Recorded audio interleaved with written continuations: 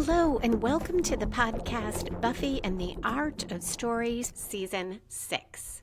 If you love Buffy the Vampire Slayer and you love creating stories or just taking them apart to see how they work, you're in the right place.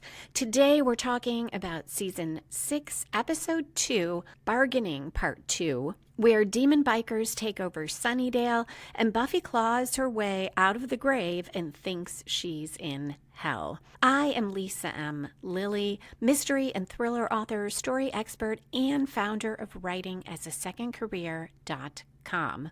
Along with a breakdown of Bargaining Part 2, I'll talk about the aspects of both Bargaining Part 1 and 2 that the writers themselves loved and hated, scene-to-scene transitions that make it so easy to follow the story despite many quick cuts and shifts, a climax without a protagonist, and the way Bargaining Parts 1 and 2 change the tone of Buffy the Vampire Slayer, the series, and foreshadow the entire season. And speaking of foreshadowing, there will be no spoilers until I get to the foreshadowing section at the end, and I'll give you plenty of warning. Okay, let's dive into the Hellmouth. Bargaining Part 2 aired the first time on October 2, 2001. It was written by David Fury and directed by David Grossman. It aired along with Part 1 as a double episode to start Season 6.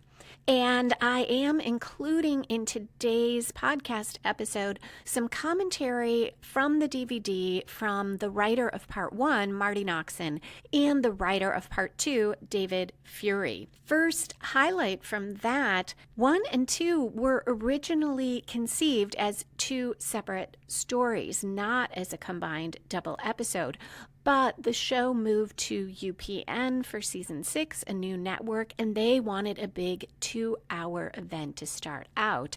David Fury, who wrote Part 2, said he thought he had to make the most changes due to that because the ending for a 2-part episode had to be much bigger. And I'll talk about what he did when we get to that point. I wish that one or the other of the writers would have said where Part 1 originally ended, because as I noted last week, the double episode is 86 minutes roughly, and Part 1 is 47 minutes, so it runs long, while Part 2 is 39 minutes, so runs short. And I assume that when they were going to be two separate episodes, each would have been the usual 42, 43 minutes. Both Marty Noxon and David Fury said that UPN hoped to not just bring back previous Buffy viewers, but bring in new ones. And they said that was really hard to do at this point in the show. And I wonder if that's why Part 1 ended up longer. Perhaps they were front-loading more into Part 1 to make sure new viewers could get up to speed and understood what was happening. That may also have caused some of the pacing issues I noted in Part 1. Part 2 picks up right where Part 1 ended with that midpoint major reversal for the double episode where Willow believes that the spell failed, the whole group thinks it failed, and Buffy comes back to life, but she's in her coffin buried underground. So at 46 minutes, 53 seconds into the double episode, we have a bit of an opening conflict to start off Part 2 as our demon bikers ride their motorcycles in a circle around the Buffy bot, and she is saying she's dangerously close to systems failure as she tries to dodge them. We can see her gears and machinery showing in spots, and Razor, the leader of the demon, swings a chain. It catches on the bot and he drags her across the ground. The scene cuts to our 4 friends in the woods. Willow is in and out of consciousness. And the motorcycles roar not too far away. Our friends worry about the demons catching them and decide to split up and meet later at the magic box. As I think I mentioned last time, this is one of those rare occasions when I believe that they split up because they don't want to be all together as a target. Xander is stronger, so he says he'll carry Willow. Anya and Tara go a different direction. Before they leave, Anya asks about the Buffy bot, but Xander says they can't. It's lost. And this is one of those cuts that now takes us right back after they talk about the bot and say it's lost. We see the demons in a circle kicking the Buffy bot. That is happening just beyond Buffy's gravestone. And then we cut to Buffy in the coffin, pounding on the lid from inside, gasping and tearing at the fabric. And we get a quick shot from her point of view, and her vision is blurry. Xander stops in the woods as Willow wakes up. She's unclear about what happened, but as soon as she remembers the ritual to bring Buffy back was interrupted, she says they have to go back and finish, and she's devastated when Xander says they can't. Willow says she's waiting. She's counting on us. I can't leave her there anymore. Xander starts to say the urn, and Willow remembers it's broken. He says they'll find another, and Willow tells him there is no other one. Xander tries to say they'll crazy glue it together. On the DVD, David Fury and Marty Noxon called it the Urn of Phlebotinum, and phlebotinum is what the writers called whatever the magical object or symbol was that would help them get from one plot point to another or explain things. They also called it the magical MacGuffin. Here, they used the Urn of Phlebotinum to create a reason that the spell can only work this one time, why there's no other way to go back and do it again. And this raises the stakes exponentially. I found that so interesting in terms of a technique to think about for your stories. If you're writing something, to look at, is there something you can add that will make a moment do or die, that will keep your characters from being able to go back and try again? And pulling it apart, it's such an artificial thing here, the Urn of Osiris, and yet it works wonderfully for this purpose. And Willow now says, you can't put it back together. The urn's defiled. And she says, it's gone. Nothing. It was all for nothing. And she starts to cry. And we know this is the first time that it is real to her that Buffy is dead, or that she accepts that Buffy is dead. And she says, Buffy's gone. She's really gone. And we get another of those wonderful cuts because we go right to Buffy pounding on the inside of the coffin lid. She finally breaks through. Of course, dirt falls all over her. This kind of transition, it's both just very nice from a writing standpoint to have that reference to Buffy being gone, then we see her in the coffin.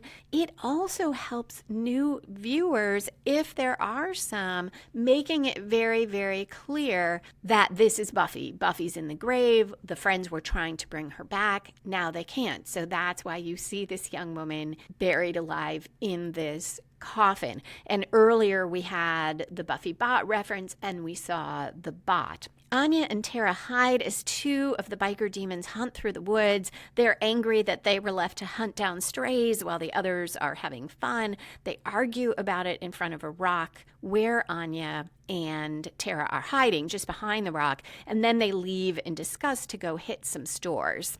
That worries Anya. She just got the magic box and she can't lose it now. Tara's relieved, though. It doesn't sound like they found Xander and Willow. I commented last week about these demons looking very disturbing, but not seeming that menacing, because they seem to just do a lot of riding around and smashing things with no particular goals. And on the DVD throughout the two episodes, David Fury and Marty Noxon both said that these villains are not very scary. They called it, quote, lame mayhem, unquote, referring to bikers driving around and, ooh, they're driving driving through a cafe. They're smashing a mailbox. They're smashing a car window.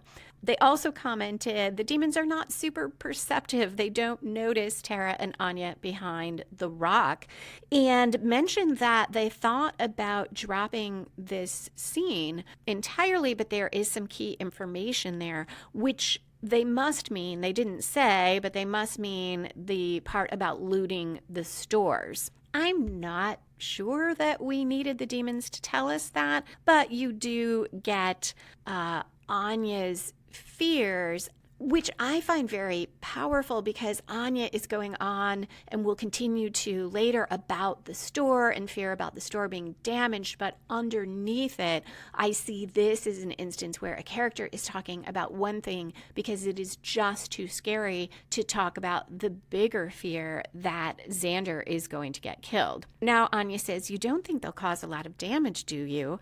And we get a cut to the demons causing the type of damage Anya's expressing a fear of now, which is smashing and burning around the neighborhood of the Summers home. This is where they smash the mailbox. Inside the house, Spike complains about how few weapons there are, and he yells at Dawn for looking out the window.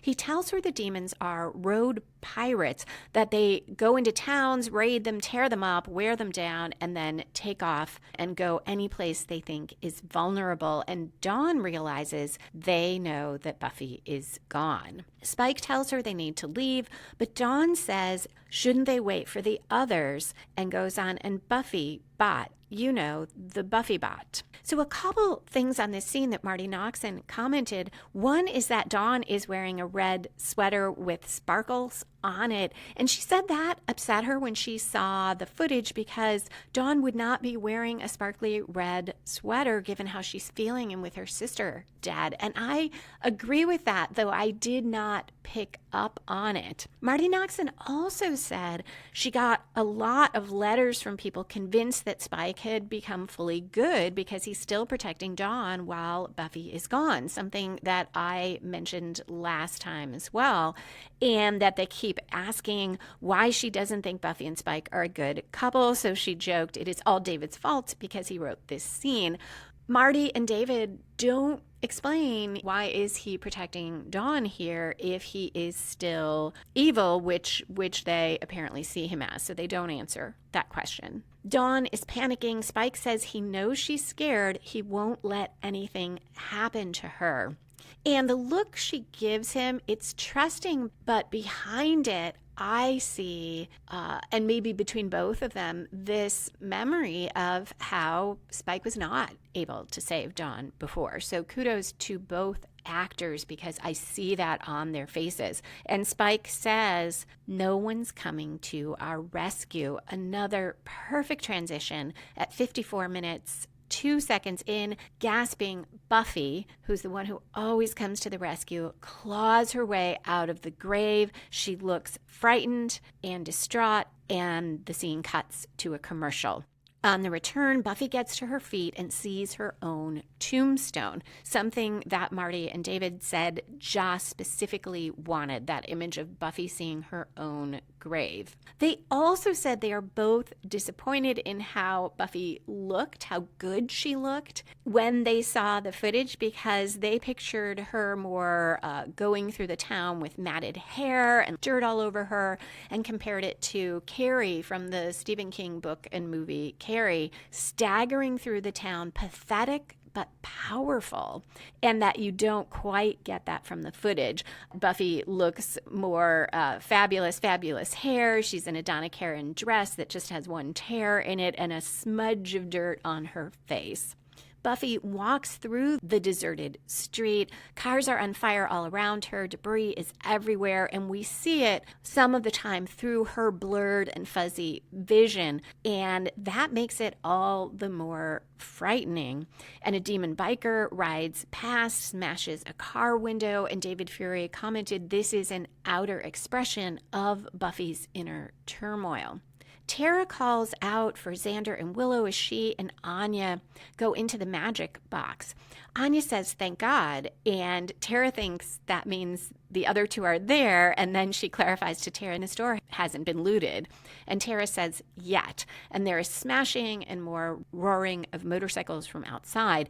But now we see that Anya, for all her talk of the store, we see what she is really worried about, because she looks out from the darkened store through the window and whispers Xander's name and says, "What if they are really hurt or dead?" And Tara says they're not. If something had happened to Willow, Tara would know it. She'd feel it. And she says, so would Anya about Xander. Tara hugs Anya, strokes her hair, tells her they are fine. Maybe they got lost in the woods. And Anya says, "I hate the woods, all those woodsy trees," which for whatever reason, I think that might be my favorite line in the episode. Perhaps because as a city person, there are plenty of threats in the city, but I so prefer walking here where I understand those threats and know what they are than being out in the woodsy trees. I'll visit, but I don't want to hang out there too long in the woodsy trees with bats and mosquitoes and other things like that. Tara says she and Willow always know how to find each other, and she gets on a table and into a cross-legged position, and Anya says, "With yoga?" But Tara's doing the spell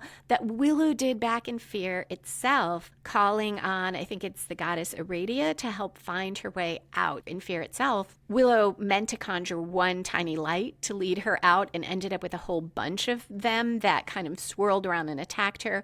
But now Tara does one light, and it is going to go out and find Willow and Xander in those woodsy woods. At 57 minutes, 15 seconds, Xander is frustrated. She says the woods are not that big, and he's been going straight. He knows it because he's following the North Star, and Willow points out that that is an airplane, and Xander says, "No, it's not. It's definitely not an airplane." And then he says, "Oh, it's a blimp," but he can see how one could make that mistake.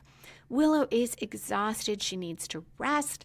And when Xander says it can't be much further, she points out he said that an hour ago, and the spell took a lot out of her. Xander says, "As for example, snakes, how come you didn't tell us?"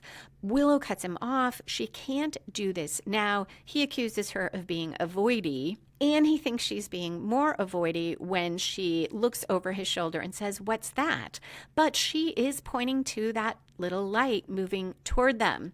Xander is kind of afraid of the light. He steps between it and Willow and tries to shoo it away, calling it a big fiery bug thing. But she tells him it's Tara and starts to follow it. And he calls after her, "And how long have you known that your girlfriend's Tinkerbell?"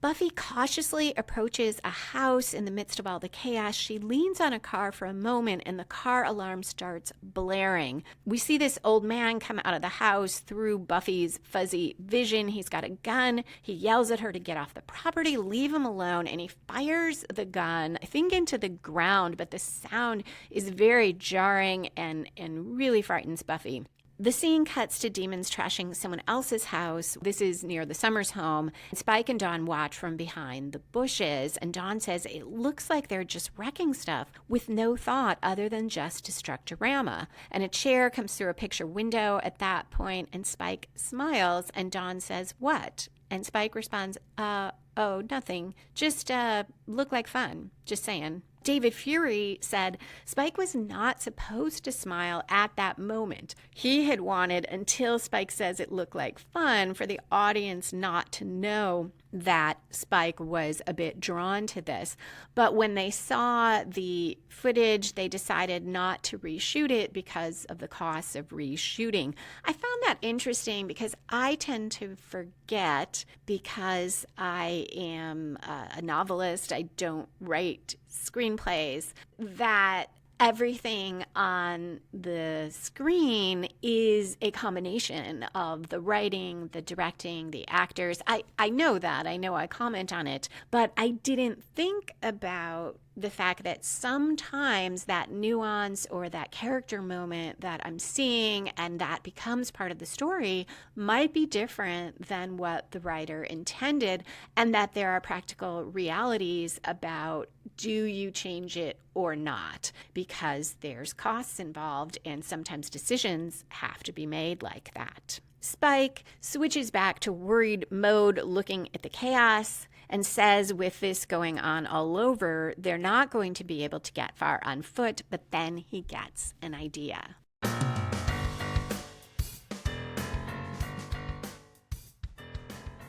If you haven't heard enough about story structure listening to the podcast, I have available promotional codes from Spotify, so you can download my book about plotting for free. The book is Super Simple Story Structure, a quick guide to plotting and writing your novel.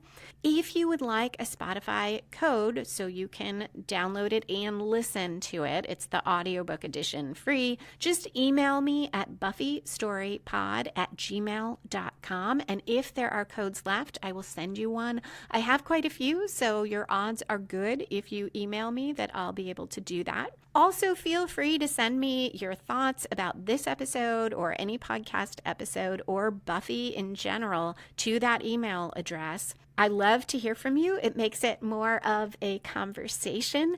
If you don't want me to read your comments in an episode, just let me know that too. So you can send me something that you want me not to share with everyone who listens to the podcast. That email address is buffystorypod@gmail.com. And if you would like one of those Spotify codes, please let me know.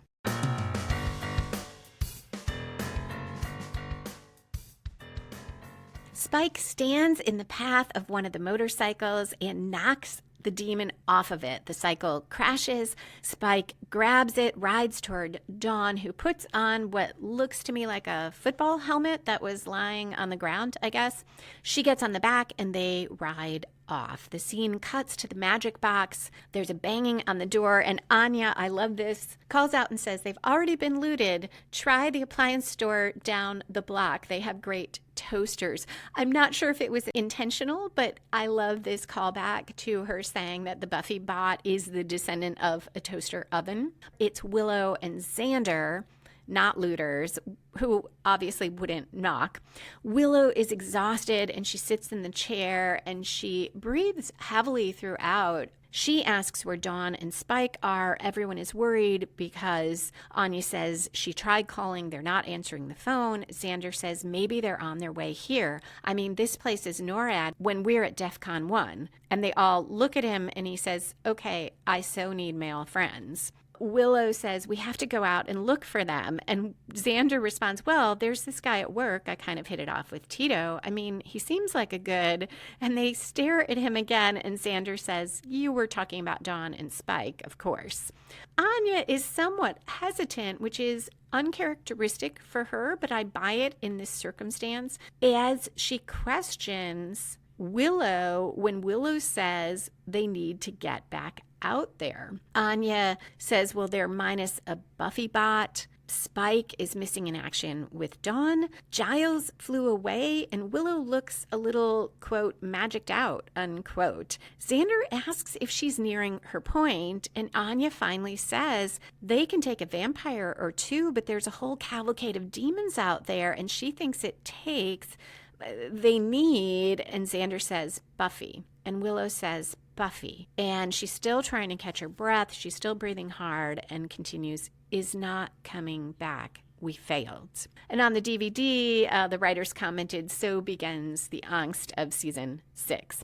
Anya looks devastated. Willow, still trying to catch her breath, says, so we're it, gang. She gets out of the chair with a bit of a struggle, tells Xander to grab the weapons. They need to go look for Dawn and Spike. We hear a window smashing nearby. Tara says they've got to go now. It's only getting worse out there. And now we get an ironic cut from scene to scene or transition because Xander says, well, they can't keep it up forever, and goes on that maybe they'll party themselves out and move on. And at 63 minutes, 44 seconds, the leader, Razor, of of the demons says, "Say hello to your new home, boys." The other demons are drinking alcohol and catching their breath on fire, so it's like they're breathing fire, and they shout in agreement as the leader says they'll stay in this town, make it home, and they should have a christening. Buffy, who is still struggling a bit, moving slow and squinting, approaches the demon circle from behind. They don't notice her.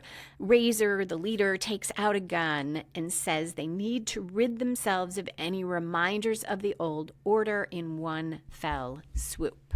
And I said I would comment on tone in this episode, and certainly from Bargaining 1 and 2, it's been a darker tone overall than we saw through most of season 5. There certainly were some very intense episodes in those other seasons, but usually the episodes are broken up a little more with humor, or there might be one very intense episode and then one that has a bit more humor to it. This has been almost unrelentingly dark, which makes sense. They're trying to bring Buffy back from the dead, but we don't get what we might have expected based on the previous seasons, that when Buffy crawls out of that grave, it would be Buffy coming to rescue everyone. And instead, we see Buffy frightened and confused and uncertain, which is not like the Buffy we knew for most of the series. It makes sense, but it is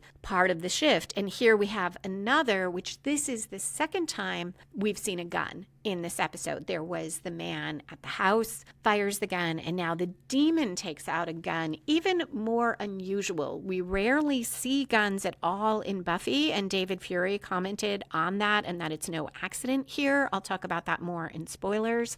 But when we have seen them, I don't think we've ever seen a demon or vampire with a gun. We saw Jonathan with one. I take it back. We did see the bounty hunter demon who looked like a human who pretended to be a cop, and she had a gun when she was coming after Buffy. But we don't usually see guns at all, and now there have been 2. So it's another signal that some things are very different. Razor says, "Start your engines." And now Buffy sees, as the engines roar to life, the Buffy bot is in the center of the circle, chains on her from all directions. And the bot spots Buffy, and their eyes meet. And the leader says, "Bye-bye, Slayer." Motorcycles ride off all in opposite directions, and Buffy shouts no as the bot is torn apart and the torso drops on the pavement. The torso and still with the Buffy bot's head attached on the pavement. So it still looks like Buffy. At 65 minutes, 33 seconds, Razor sees Buffy and says, "Another one for the fire, boys. Tear it up." Now, as he says tear it up, the camera closes up on Buffy. So the demon here thinks she is another robot. Now, this could be the last major plot turn of the double episode. That's what I think of as a 3/4 turn. It should grow out of the midpoint, which here was that spell seeming to fail, and in some ways actually failing in that Buffy woke up in the grave buried underground. The last turn also should take the story in another new direction, and sometimes it raises the stakes again. This is a new direction, and it raises the stakes because now the demons know that Buffy is back, or they'll realize that in a second. If we go back to Willow as protagonist, which is what I figured out last episode, though Willow doesn't know about this, this does turn her story as well. Her spell succeeded, but now the demons can send Buffy right back to the grave. It's obviously a major turn for Buffy as well, and a major setback, because until now she has been confused and frightened, but not directly in danger. Even that old guy fired at the ground. He didn't fire at Buffy. Quick note from the DVD commentary, Marty Noxon said that pulling apart of the Buffy bot, destroying her that way, provided lots of fodder for academia, which at the time did a lot of papers and symposiums on Buffy.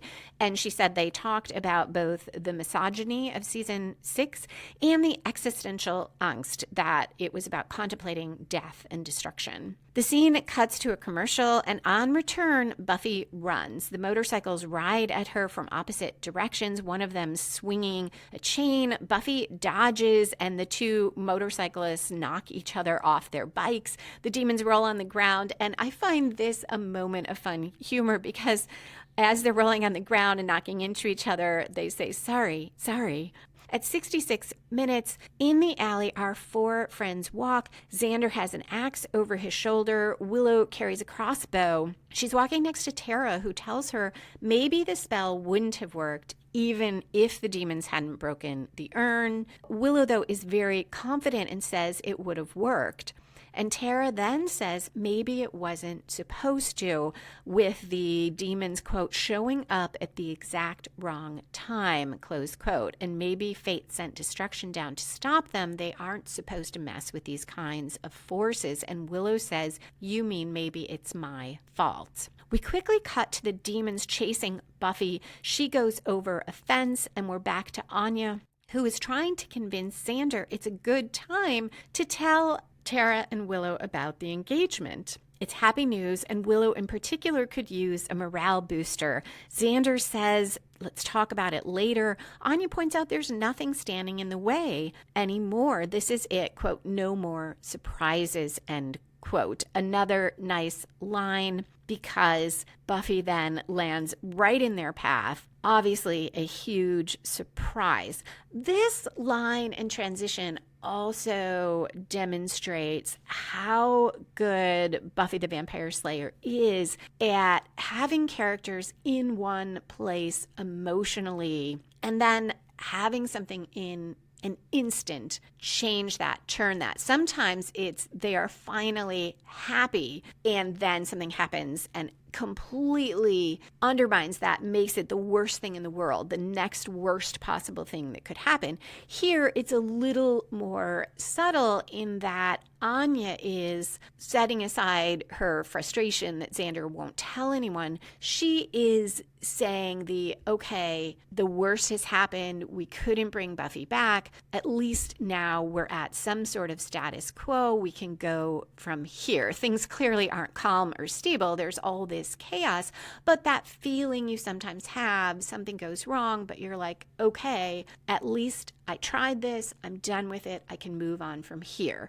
And that's essentially where Anya is, and then Buffy returns and jumps right into their path and completely upends that. So in that sense, this episode is like all of Buffy. We do continue to have that moment. Xander and Tara both think this is the Buffy bot. Xander worries it's going to lead the Wild Bunch right to them, but Buffy's eyes dart around, there's blood on her lip, and Willow stares at her and she knows it's Buffy. So this more so, or perhaps in conjunction with the demons recognizing that Buffy's around, could be the 3/4 turn for Willow, because this more directly brings this to Willow, and Willow now needs not only to protect Buffy, who looks vulnerable here, but to grapple with the fear that she brought Buffy back wrong, and to keep pushing back against the others who are going to keep saying that in one way or another.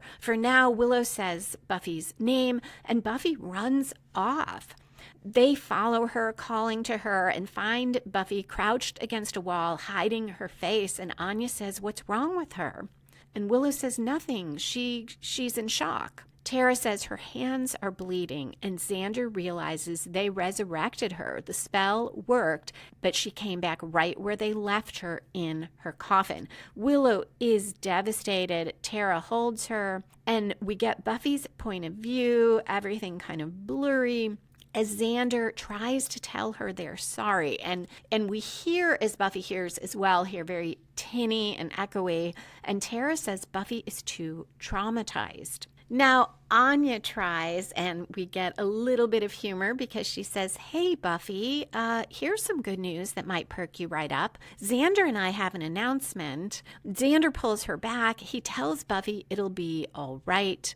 And then her eyes widen as Xander tells her she's home. So a hint of what might be going on in Buffy's mind, because we don't really know yet. It's 69 minutes, 52 seconds. From behind Xander, Razor appears. He picks up on this line that she's home and says, "Yeah, welcome home, Slayer," and comments that she's alive and kicking after all, and continues, quote, "Well, alive anyway. Not looking too good, though, is she?" This seems to be where he realizes this really is the Slayer, not just another copy, and he attacks. Tara blocks him with a burst of fire. He says so they've got a witch in the mix. Tara tells him more than one, and Xander says, "I happen to be a very powerful man-witch myself." Razor gives him a look, and he says, and glances at Willow, "Is it a warlock?" Willow nods. So on the DVD, David said man-witch was Joss's line. Both David and Marty commented that Joss was not around for the first few episodes of season 6, that he was off somewhere. I forgot where they said he went, but he went away to go write the musical, specifically the music for the musical, and turn himself into Stephen Sondheim, they said. And Marty said that David Fury tried to put in as much funny as he could to the episode, but there is just not much laughing in these, which is my comment, another way that the tone is shifted. The other thing they noted here is that while this was aired as a 2-part double episode, that they saw it almost as a 4-part with the last 2 episodes of season 5.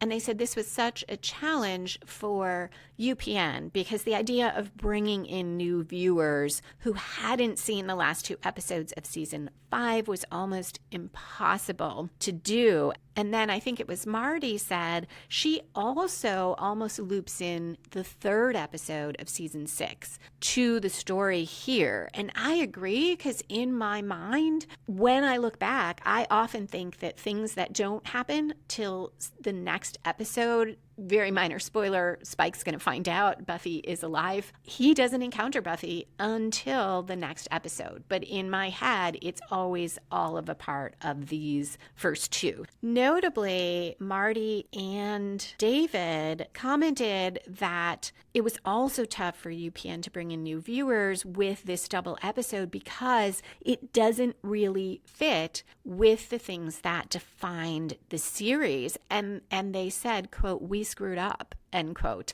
I wish they would have elaborated, because I don't know if they mean the tone of the double episode, if they could go back, if they would try to make it a little more typically Buffy-like, because as I'll talk about in the spoilers, there were deliberate choices about that. Would have loved to hear more, but that is all they said. Anya tells Razor that not only witches, but he might have a slayer there too who's looking to eat some brains, and she suggests Razor might be better off moseying on, and she's sure his demon horde won't think less of him.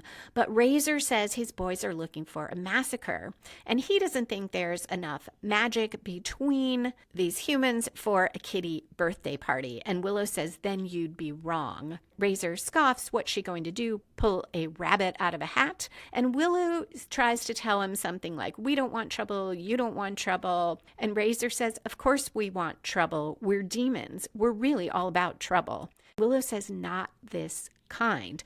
Willow is very tough throughout this and convincing, and you can't really tell how exhausted she is in that moment. She does not, though, intimidate Razor, who slugs her. Xander then hits him with the axe, but he easily knocks Xander down. As Anya and Tara rush to Xander and Willow, Razor tells him the demons aren't going to fight. They're just going to hold them down and enjoy themselves for a few hours. They might even live through it. Buffy stands from behind the rubble and circles slowly around the group as Razor goes on that his boys have anatomical incompatibilities that, quote, "tend to tear up little girls," end quote. This rape threat is another shift in tone for the series. There has never been a rape threat before in Buffy. You can certainly read some of the vampire attacks and some of the demon attacks as metaphorical to rape. And I guess I'll walk it back. I'll say not an explicit one. We did have Xander as a hyena when he was possessed by the hyena attack Buffy. Buffy said something like his idea of wooing as a hyena isn't a bottle of Chianti or something. But it wasn't stated this way, and there is a big difference because it was never treated as if it was a great danger. As an audience member, I did not fear for Buffy. Also, this threat was directed at Willow and Anya, and Xander. We're much more worried about them, and Buffy is in this weakened state. We don't know yet if she can fight. So this is a big tone shift here. A little more on that in spoilers. I have, in my conversations with people about Buffy, have heard mixed views. Personally, I really disliked that. Part of it is because I tend to, as I've said in the past, I like Buffy best when it deals in metaphor, not so much in the reality of real life day-to-day problems. I like when it deals with those problems metaphorically. Also, I love to read mysteries and thrillers, but I stopped reading a certain very prevalent brand of them where a lot of time is spent on the victim, which is almost always a woman, and is almost always physical violence against the woman, threats of sexual violence against the woman, if not actual rape. And I just do not want to read that. I feel like to some extent it is there to frighten women. I don't mean that every author who does that means that. I mean that that is in the water, in the air, in the world we live in. There is a lot out there to frighten women about strangers, about danger from strangers, which does exist, but which tends to overshadow the much greater prevalence of the danger to women, including of sexual violence, being from people they know, people who supposedly love them, from intimate partners, and it gives a skewed view of the world. Now, I was talking to my niece, who's a huge Buffy fan, and she saw this very differently. I hope I'm remembering right, because we had this conversation probably 10 years ago, but she liked that Buffy as a series was grappling directly with this very real threat to women and fear that they have. Now the threat does get directed to Buffy because she stands in front of Razor right as he says, "So, who wants to go first?"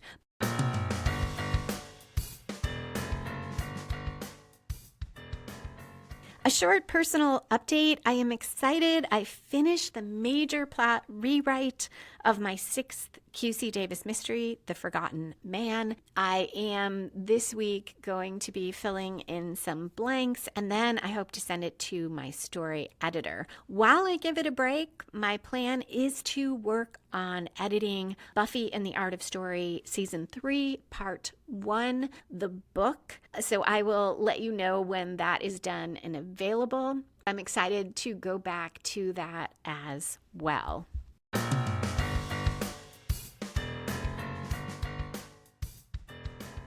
Buffy meets his eyes and he says, "I was really hoping it'd be you." He punches her in the face. Just her head swings sideways. Her body stays stationary and she looks at him again and glares. And it is, I am pretty sure, the most angry we have ever seen Buffy. She blocks his next swing, punches once, kicks once, and he's on the ground on his back. Buffy stands over Razor. There's silence and Anya breaks it and says, "Does this mean we win?"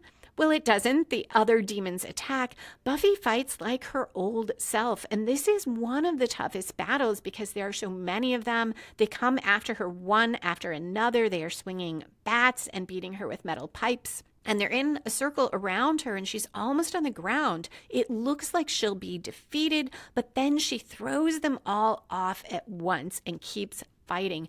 And this still is different in tone, because there have been other moments when Buffy has looked almost defeated, and then there's kind of this triumphant moment where she throws all the foes away, and usually the music gives us that triumph feeling.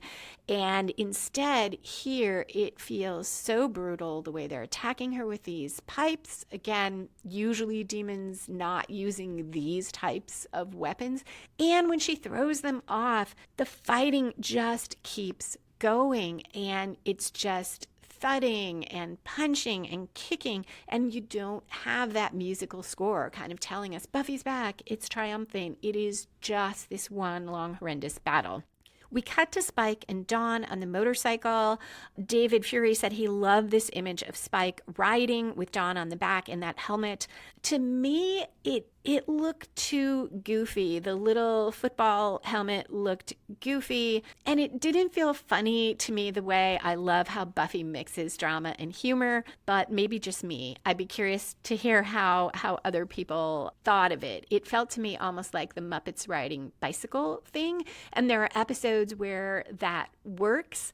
I think in Pangs that type of imagery worked, but here I found it just pulled me completely out of the story. Dawn spots the debris near the Buffy bot. They pull over and she realizes it is the bot and stares at that torso in Buffy's face. Spike says, "It's just a machine, Dawn." And Dawn, so sad, says, "I know." This made me think of that moment in part 1 where Dawn crawled into bed with the Buffy bot with all her gears and machinery showing.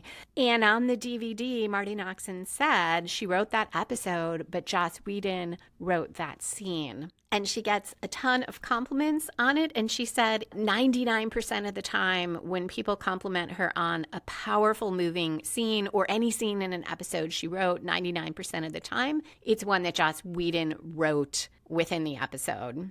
Dawn crouches by the Buffy bot. Its head is kind of turned to the side, and she moves to close its eyes the way you would for a human. And the head startles her, comes to life, and looks at her. And the bot says, "Dawn, you're my sister."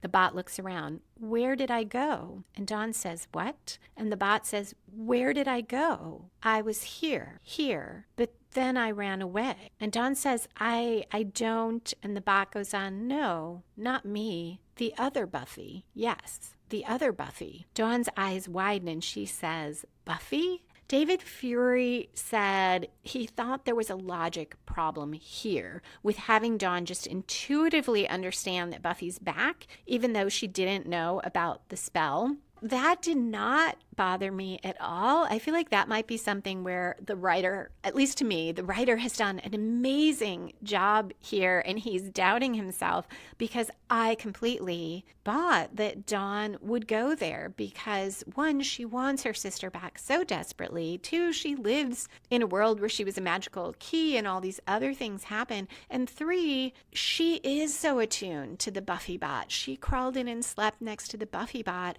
and I believe she would know what the Buffy bot is saying, that the other me, the other Buffy, that she saw the other Buffy. And there is just that hope. Dawn desperately wants that to be true, wants her sister to be back. So now the bot says, I don't know where she ran off to. Maybe. And she freezes. That is so much like the robot April when Buffy sat with her and April froze mid-sentence. At 75 minutes, 15 seconds, Dawn runs off while Spike is busy gathering some larger bot pieces and saying Willow won't be able to fix it this time. The robot's done. Then he looks around and yells for Dawn. This is where I agree a little bit with David Fury, because he also said, how does Dawn know where to find Buffy? Like, where is she going? And in this moment, yeah, where is Dawn running off to? The whole gang is fighting with Buffy, but she is the one who is defeating the demons. She breaks the last one's neck, and Xander says she's Buffy. She's herself again. But when he steps toward her, she backs away, licks the blood off her hand. She's breathing hard, and she runs past them and away. Xander says she just needs some time. The important thing is she's back. And this is another subversion of where we think our friends are, because behind him, Razor's eyes open. Obviously, Buffy and the gang are not going to get some time to process.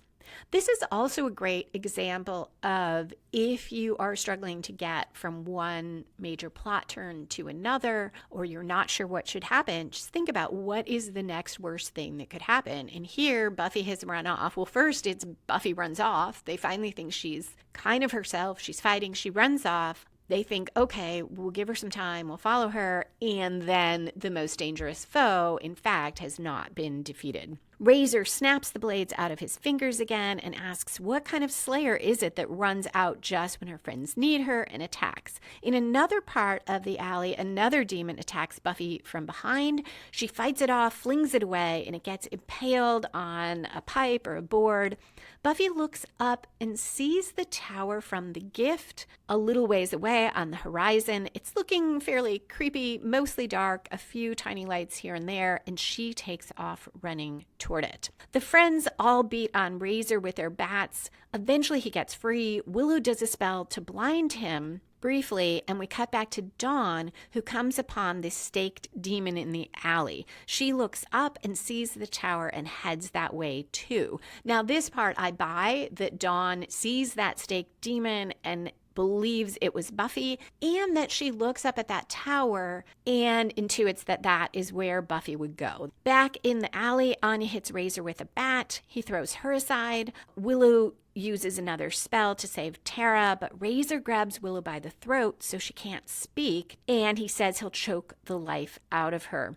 But Tara swings an axe and embeds it in his back, and he falls, finally dead, and Tara says, "Nobody messes with my girl." Xander says, "Tara, nice axing," and Tara says, "Oh, my first." And Willow says, "Buffy." We're moving toward the climax. That's where the opposing forces clash and have their final resolution.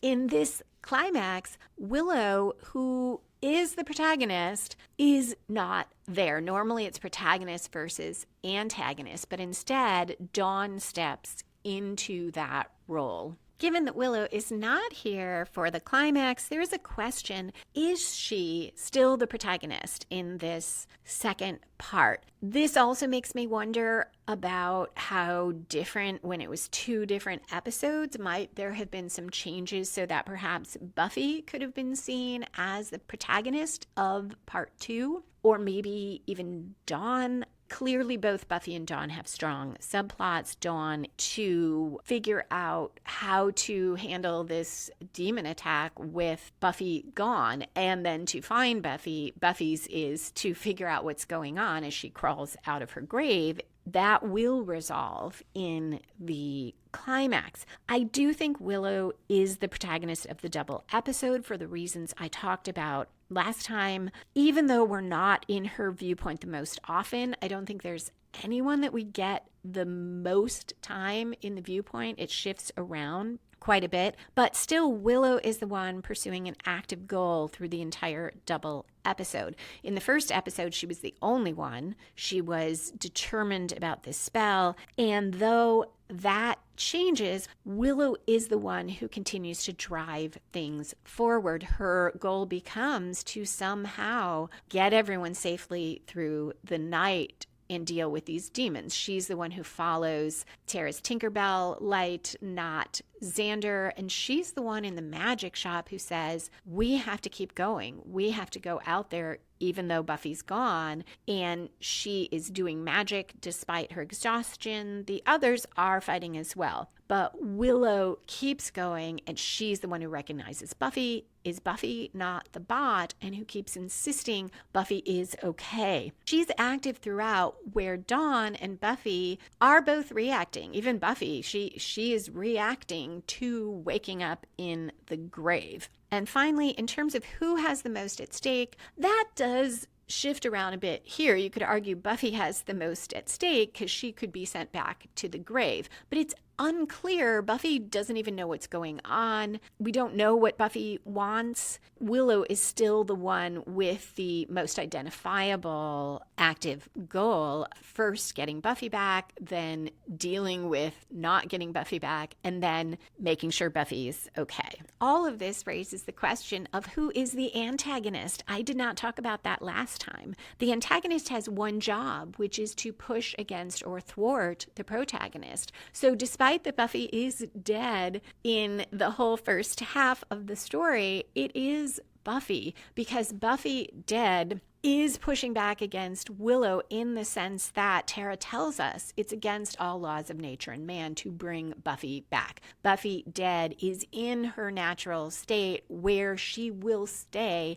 and Willow has to do all this work to try to get her out. And then when Buffy is brought back and climbs out of the grave, she is still resisting Willow. Unlike the Buffy bot, she doesn't run to find Willow. She doesn't seem to be trying to find her friends. Perhaps she doesn't even understand that they're still in this universe because she doesn't know where she is. But when she does see her friends, she runs away. And everything almost that she does other than fighting pushes back against Willow's desperate need to believe that Buffy is not just back, but is all right. This is what I mean by Dawn stepping in as the protagonist, because now Dawn in the climax will be the one who expresses the Buffy, stay here, live, stay with us, be okay. This all could be Willow, but it has so much more emotional power when it is Dawn. At 79 minutes 36 seconds, Buffy stands on the edge of that plank that sticks out of the tower and flashes back to the portal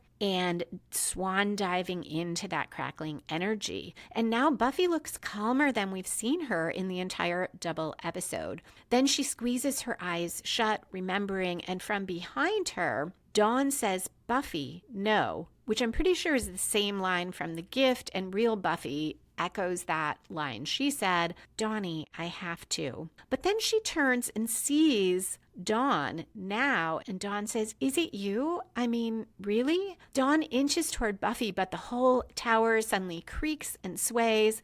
Buffy ignores that and turns around again, looking at that spot where she jumped, while Dawn pleads with Buffy to walk to her, reminds Buffy that Dawn is her sister, that they were up there together, and then Buffy went away, and she tells Buffy she doesn't want to do that again, and Dawn says, "And please, just stay still." And then the tower lurches and squeals again, and Dawn goes on, "Or move, but toward me, because," quote, "the tower was built by crazy people, and I don't think it's holding up very well," end quote. Buffy still doesn't answer. Dawn begs her to say something, and Buffy, in her first line of season 6, says, "Is this hell?" Dawn is shocked. She tells her no, quote, "You're here with me," end quote, and says whatever happened to Buffy, it's over, she's home. The tower is continuing to fall apart. Pieces are falling off. Dawn says they have to get down, but Buffy is still staring at the ground below and says she remembers how shiny and clear everything was. But now Dawn cuts her off and says, "Buffy, please listen to me. You told me I had to be strong, and I've tried, but it's been so hard without you. I'm sorry." And Dawn promises she'll do better if Buffy will just stay with her. And it's unclear if Buffy is taking any of this in. She seems focused on the past. Her eyes are mostly shut. And Dawn says, "Please, I need you to live for," and then she screams as large pieces of the tower are falling off, and she screams Buffy's name. And this finally breaks Buffy out of her reverie. She says Dawn's name, runs to her, grabs Dawn, grabs onto this steel cable that's on a pulley. I've never been quite sure. It kind of seems like it might have been better just to try to run down that tower before it fell apart. But she grabs the cable and they hang on, and then the pulley comes loose. They go plummeting down. The pulley grabs the wire cable again briefly. They stop, but it drops again. They hit the ground. It seems that they're safe, that Buffy absorbs the fall, but she looks up and sees a giant girder about to crash down on both of them, rolls them out of the way at the very last second, and the whole tower collapses. This is that bigger ending David Fury mentioned. He said in the original version, when episode 2 was its own episode, the tower wasn't going to collapse. Dawn was going to fall and Buffy would catch her. He also commented on that scene between the two of them on the tower as his homage to the gift. And he said he feared, with Dawn so upset and pleading with Buffy, he feared it fell into that criticism of Dawn being too whiny. But she's a young girl alone in the world, and he wanted to honor that and how she felt, while not undermining the female empowerment theme of the series. I think this is the right note for Dawn here, because she is desperately lonely. This has been terribly hard, and of course she would be distraught that her sister is back, but seems like she's about to dive off this plank and potentially be dead again. We're now in the falling action. Very short. This is the part of a story where the writers tie up loose ends, resolve any subplots. Here, Buffy and Dawn crouched together in the wreckage. Dawn strokes Buffy's cheek and says, "You're really here." Dawn smiles. She looks so happy, but Buffy looks stunned, though she doesn't back away or run away the way she did from her friends. Dawn hugs Buffy, holds her. They're very close, so they don't see each other's faces. Dawn, looking happy, says, "You're alive and you're home." Buffy's face is completely blank when we see it. If anything, she may be a bit disturbed as Dawn cries and says again, "You're home." There were so many more things in the DVD commentary. I will cover the ones that deal more with foreshadowing in the foreshadowing section in a moment, and I hope you'll stick around for that. It does include spoilers. If you enjoyed the discussion of story structure and found it helpful and want to try it for your own writing, you can email me to get one of those download codes for the Spotify version of my book on story structure, or you can download free story structure worksheets at writingasasecondcareer.com/worksheets, or both. The worksheets go well with the book, so feel free to do both those things. If you're not sticking around for spoilers, thank you so much for listening, or even if you are sticking around, thank you for listening. Come back in 2 weeks for the next episode, Season 6, Episode 3, Afterlife, where Buffy's friends fear she brought back a demon with her from hell.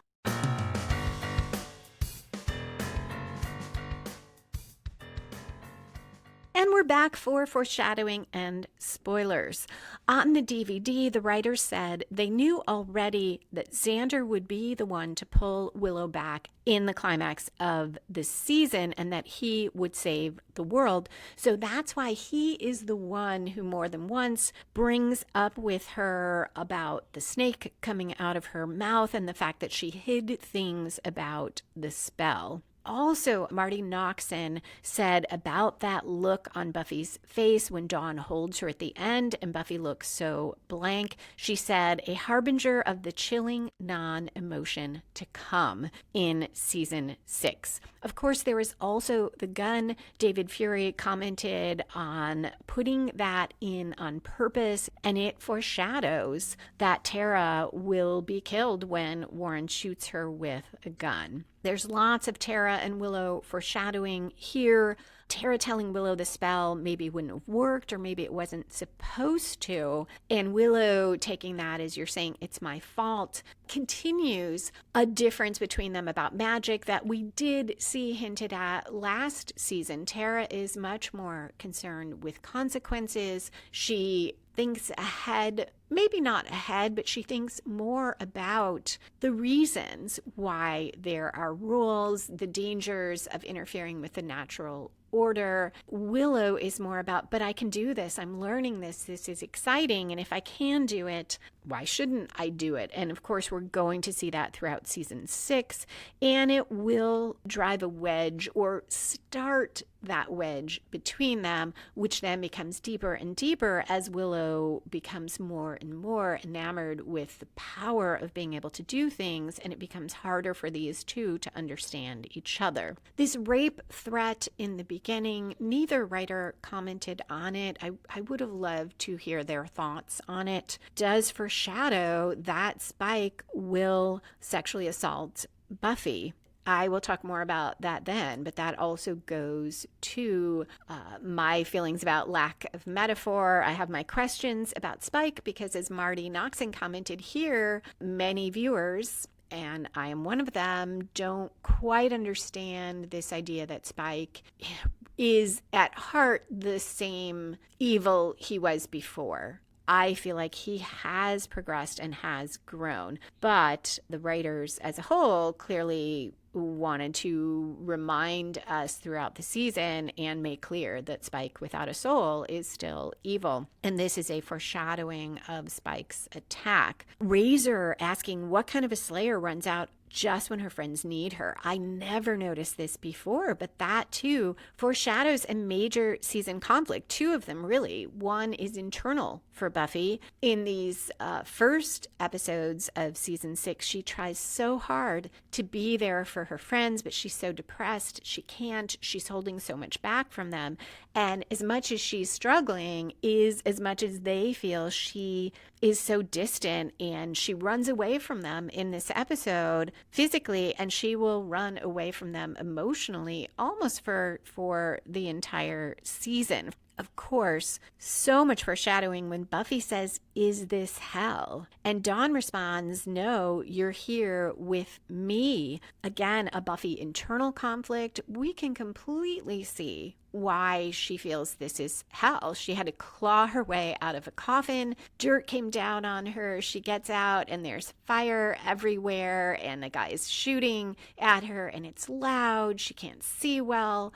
She sees herself pulled apart, because we don't know if she really even recognizes that that's the bot, ripped apart. She's threatened with rape. Her friends are threatened with rape. She's has a huge battle. Everything feels like hell, and really nothing is recognizable other than her friends and Dawn from the Sunnydale she knew. This doesn't look anything like Sunnydale. And then you get the Dawn-Buffy conflict, because Dawn is saying, "You're here, you're home, you're with me," and it is so hard for her to understand why Buffy doesn't want to stay there. And she will say later in the episode Dead Things, "Well, you don't want to be here. You don't want to be with me." This is a theme of Dawn throughout, and that is where the whiny thing comes in, because I so want to have sympathy for Dawn. She's so isolated and lonely, and yet I do have some issues with how she's directed to act, but it is a genuine conflict here where simply the characters talking isn't going to resolve it, because at heart, Dawn feels abandoned, and it is just too hard for her to grasp that Buffy's depression and where she's at emotionally makes it almost impossible for her to be there for Dawn. I shouldn't say it's probably hard. She can grasp it intellectually, but how it feels to her is she feels abandoned. And I think that is very real, and it is a very difficult conflict to resolve. Marty and David both said that Joss said that when they brought Buffy back, they had to earn it. There would be no quick fixes. And he knew from the beginning that she would come back from a better place, not the hell like Angel was in, not what Willow feared. They all knew from the start that a good part of season 6, Buffy would hate her life. So it is not easy to bring Buffy back. Marty's comment about she feared the spell itself was too simple. I don't think it was, but I get the concern. But then clearly emotionally, they made it very difficult. I might argue a little too difficult. We'll talk about that as we go into the season. Finally, a last comment from Marty Noxon when that Buffy bot was torn apart. Marty had talked about how Sarah Michelle Gellar liked playing the Buffy bot because she got to be light and fun in a way that Buffy rarely was anymore. And Marty said when the bot was torn apart, the bot was doomed, as with anything light and fun in the series during season 6. I don't like to end on a gloomy note, but season 6 is, for much of it, a gloomy season, so there we are. Thank you again for listening, and a special thank you to patrons who support the show. Come back in 2 weeks for Afterlife, Season 6, Episode 3, where Buffy's friends fear she came back not quite right and that she brought something else with her. You can find back episodes of Buffy and the Art of Story at lisalily.com/Buffy Story or on my YouTube channel. And you can find the book editions of Buffy and the Art of Story at lisalily.com/Buffy Books. Music for this episode was written and performed by Robert Newcastle. Buffy and the Art of Story is a production of Spiny Woman, LLC, copyright 2021. All rights reserved.